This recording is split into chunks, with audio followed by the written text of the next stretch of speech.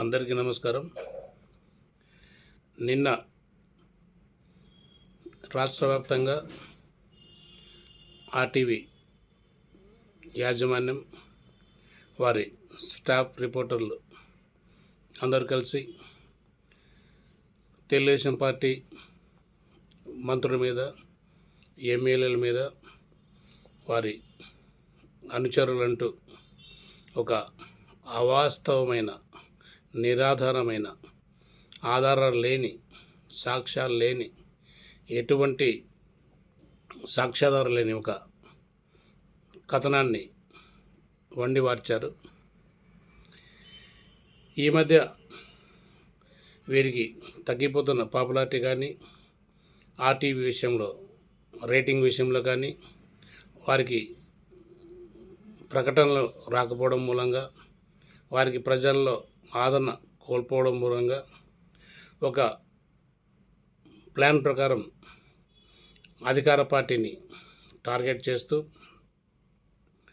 అందులో కూడా అధికార పార్టీ ఎమ్మెల్యేలను టార్గెట్ చేస్తూ ఏదో ఒక సంచలనానికి తెరదీయాలి, ఈ విధంగానైనా మనం ఆంధ్ర రాష్ట్రంలో, తెలంగాణ రాష్ట్రంలో మన రేటింగ్ని పెంచుకోవాలి, తద్వారా లబ్ధి పొందాలి, వెంటనే రాత్రి TV9 లాగా పాపులర్ అయిపోవాలి అనే ఒక ఉద్దేశంతో వీరు కలిపిన పులిహోర ఏ విధంగా పని చేయదని నేను ఈ విధంగా తెలియజేసుకుంటున్నాను.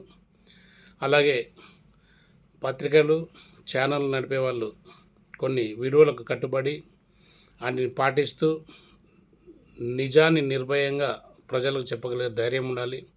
ఏదైనా ఒక కథనాన్ని ప్రచురించే ముందు, తెలియజేసే ముందు, టెలికాస్ట్ చేసే ముందు మన దగ్గర ఏవైనా సరైన ఆధారాలు ఉంటేనే వాటిని ప్రసారం చేయాలి.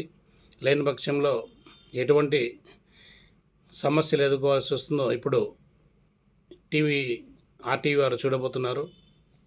త్వరలోనే ఇందుకు సంబంధించి ప్రతి ఒక్కరు కూడా వీరికి లీగల్ నోటీసెస్ పంపించడం, అలాగే న్యాయ పోరాటం చేయడం తప్పకుండా జరుగుతుంది. ముఖ్యంగా మా కడప నియోజకవర్గం సంబంధించి మా ఎమ్మెల్యే గారైన శ్రీమతి రెడ్డిప్ప గారి మాధవిరెడ్డి గారి మీద ఈ కథనాన్ని ప్రచారం చేశారు.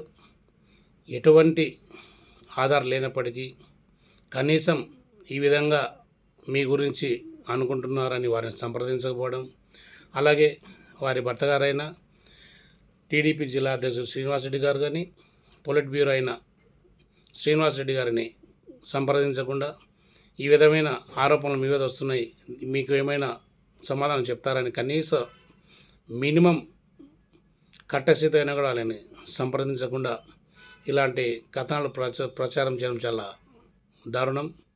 వీటిని నేను నిర్వర్ధంగా ఖండిస్తున్నాను. మీరు ఇలాంటి కథనాలు ఎందుకు ప్రచారం చేశారని మేము ఆలోచిస్తే, తిరుపతి లడ్డు కల్తీ అనే విషయం ఇప్పుడు దేశవ్యాప్తంగా, ముఖ్యంగా రాష్ట్రంలో సంచలనం రేపుతున్న విషయం. మీరు ఈ వైసీపీ వారితో కలిసి దీన్ని తప్పుదో పట్టించడానికి, ప్రజలను దారి మళ్లించడానికి, వేరే ఒక కోణంలో ఏదైనా అలజడి చేయాలి, ఒక సంచలన వార్తా కథనాన్ని తెర మీద తేవాలనే ఉద్దేశంతో మీరు పక్కాగా వైసీపీ వారితో కలిసి ఈ కథనాన్ని సృష్టించారని బాగా అర్థమవుతూ ఉంది. కానీ తెలుగు రాష్ట్ర ప్రజలు చాలా తెలివైన వారు, ఇలాంటి వాటిని అస్సలు పట్టించుకోరన్న జ్ఞానం మీకు ఉండాలి. TV9 రవిప్రకాష్ గారు మిమ్మల్ని TV9 నుంచి ఎందుకు తగిలేశారో మీకు బాగా గుర్తుంటుంది. TV9 నుంచి పారిపోయి ఎక్కడో దాక్కొని ఎన్నో కేసులను ఎదుర్కొని తరువాత వచ్చి ఆర్టీవీ స్థాపించుకున్నారు, సంతోషం. కానీ గతంలో రవిప్రకాష్ గారు అంటే ఒక మంచి విలువలతో కూడిన ప్రసారాలు చేస్తారు, వీరితో కూడిన సంపాదకీయాలు చేస్తారు, విలువతో కూడిన ఈ జర్నలిజాన్ని ఆయన చూస్తారని ఒక పేరుండేది. ఎప్పుడైతే TV9 నుంచి మిమ్మల్ని బహిష్కరించారో అప్పుడే ఆ విలువ పోయింది. ఇప్పుడు మీరు కొత్తగా ఆర్టీవీ పేరుతో మళ్ళీ ప్రజల్లోకి వచ్చారు. ఇలాంటి తప్పుడు కథనాలు ప్రసారం చేసే ముందు ఒకసారి వీటినన్నింటినీ క్షుణ్ణంగా పరిశీలించుకొని చేసి ఉంటే బాగుండేది. మీరు ఆరోపణలు చేసిన వ్యక్తులు సామాన్యమైన వాళ్ళు కాదు. దీనిలో మంత్రులు ఉన్నారు, ఎమ్మెల్యేలు ఉన్నారు. అది కూడా అధికార పార్టీకి వ్యతిరేకంగా మీరు ఈరోజు ఇంత ధైర్యంగా ఈ కథనాన్ని ప్రచారం చేశారంటే మీ వెనుక ఏ పార్టీ ఉందో, ఎవరు దీనికి డబ్బులు పెట్టారో, ఎవరు మిమ్మల్ని ముందు నుంచి నడిపించారో ప్రజలందరూ స్పష్టంగా అర్థం చేసుకుంటారు. ముఖ్యంగా మా కడప ఎమ్మెల్యే మాధవిరెడ్డి గారి విషయానికి వస్తే, మీరు ఇక్కడ లోకల్గా వైసీపీ నాయకులతో అంటకాగిన విషయం మాకు అందరికీ తెలుసు. ఎవరైతే మీకు తప్పుడు సమాచారాన్ని అందించారో, ఎవరైతే మిమ్మల్ని మా ఎమ్మెల్యే గారి మీద బురద జల్లే ప్రయత్నం చేయమని చెప్పారో, ఎవరై దీని వెనకుండి నడిపించేది అందరూ కూడా మాకు స్పష్టంగా తెలుసు. ఎవరైతే ఈ కోర్టు ఆపరేషన్కు పాల్పడుతున్నారో, ఎవరైతే ఇటువంటి దురాఘాతాలు పాల్పడుతున్నారో, ఎమ్మెల్యే గారిని అలాగే శ్రీనివాసరెడ్డి అన్నగారి ప్రతిష్టను దిగజార్చే విధంగా ఇలాంటి కథనాలు సృష్టించి తప్పుడు ప్రచారం చేసి వారిని ఏదో విధంగా కడప నియోజకవర్గంలో కానీ పార్టీలో కానీ అన్పాపులర్ చేయాలని మీరు చేసే ఏ ప్రయత్నాలు కూడా ఫలించవని నేను ఈ విధంగా స్పష్టంగా మీకు చెప్పదలుచుకున్నాను. మీరు ఎటువంటి కోవర్ట్ ఆపరేషన్లు చేసినా, మీరు ఎటువంటి వెన్నుపోటు పొడిచే కథనాలు ప్రచురించినా, మీరు ఎటువంటి కార్యక్రమాలు చేపట్టినా కూడా వాసన్న గారు కానీ మాధవిరెడ్డి గారు కానీ ప్రజల్లో ఉన్న ఆదరణ ఎప్పటికీ తగ్గదని, ప్రజలకు సేవ చేయడమే వారి పరమావధి కాబట్టి త్వరలోనే బ్రిడ్జిలు కానీ తర్వాత నగరాన్ని ఒక కొత్తగా మళ్ళీ నిర్మించాలన్న ఉద్దేశంతో వాళ్ళు ఎన్నో ప్రణాళిక రూపొందించుకుంటున్న ఈ సమయంలో ఇలాంటి కథనాల ప్రచారం చేసి వారి మనోధైర్యాన్ని దెబ్బతీయాలని చేసే మీ ప్రయత్నాలు, కుట్రలు ఫలించవని ఒకసారి మీకందరికీ గట్టిగా తెలియజేస్తున్నాను. వారి పట్ల ప్రజల్లోనూ అధికారుల్లోనూ మా కార్యకర్తల్లోనూ ఇప్పటికీ విశిష్ట గౌరవం ఉంది, అపారమైన అభిమానం ఉంది. వారంటే మాకు ఎనలేని విశ్వాసం ఉంది. కనుక మా కార్యకర్తల మనోబలాన్ని కానీ మా వెంట తిరిగే అనుచర బలాన్ని కానీ మీరు ఎప్పుడు కూడా ఈ విధమైన కథనాల ద్వారా డివైడ్ చేయలేరు. ఎప్పుడు కూడా మేము తెలుగుదేశం పార్టీకి అలాగే మా ఎమ్మెల్యే గారికి అలాగే వాసన్న గారికి పూర్తి స్థాయిలో మా మద్దతు ఎప్పుడూ ఉంటుంది.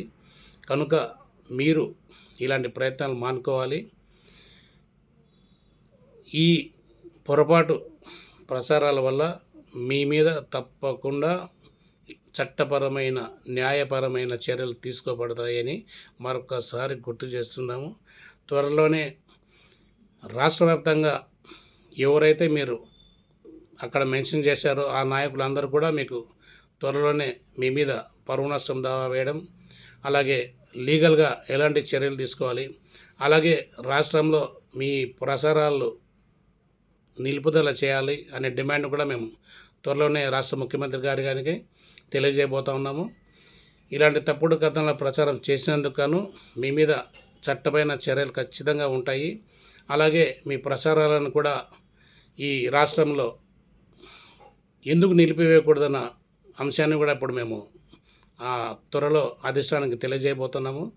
ఆ దిశగా మా ప్రయత్నాలు చేస్తూ మీ ప్రసారాలను ఈ రాష్ట్రంలో నిలిపివేసే విధంగా కూడా మేమందరం కూడా గట్టిగా ప్రయత్నం చేస్తామని తెలియజేసుకుంటూ, మరొకసారి ఈ కేసు సంబంధించి మా ఎమ్మెల్యే గారు మా శ్రీనివాస్ అన్న గారు కూడా ఎటువంటి జోక్యం ఉండదు. వారి ముందే చెప్పారు, ఇలాంటి డబ్బుల కోసమో ఇలాంటి కమిషన్ల కోసమో వాళ్ళు రాజకీయాలకు రాలేదు. వారు 60 ఏళ్ళుగా రాజకీయాలు చేస్తూ ఉన్నారు. ఉన్నతమైన విలువలు, ఉన్నతమైన ఆదర్శాలతోనే వాళ్ళు రాజకీయాలు కొనసాగించారు. ఇలాంటి కమిషన్లకు కకృతిపడి ఎప్పుడు కూడా వాళ్ళు రాజకీయాలు చేయలేదు. కాబట్టి దయచేసి కడప ప్రజలందరూ కూడా ఈ విషయాన్ని గమనించాలి. ఇలా లేనిపోని ఆరోపణలు చేసి మా ఎమ్మెల్యే శ్రీమతి రెడ్డిప్ప గారి మాధవిరెడ్డి గారి అలాగే వాసన్న గారి ఇమేజ్ను దెబ్బతీయాలని చూస్తే ఇక మీదట చూస్తూ ఊరుకునే పరిస్థితి లేదు. దయచేసి ఇలాంటి కోవట్ ఆపరేషన్లకు ఎవరైతే పాల్పడుతున్నారో, ఇలాంటి చెడ్డ పేరు తెచ్చేదానికి ఎవరైతే పూనుకుంటున్నారో దయచేసి వాళ్ళందరికీ కూడా ఈ సందర్భంగా నేను గట్టిగా ఒక వార్నింగ్ ఇవ్వదలుచుకున్నాను. ఇప్పటి నుంచైనా మీ చర్యలన్నీ కట్టిపెట్టి వారికి అప్రతిష్ట తెచ్చే పనులు ఏమి చేసినా కూడా కఠినాతి కఠినమైన చర్యలు ఉంటాయని తెలియజేస్తూ అందరికీ నమస్కారం.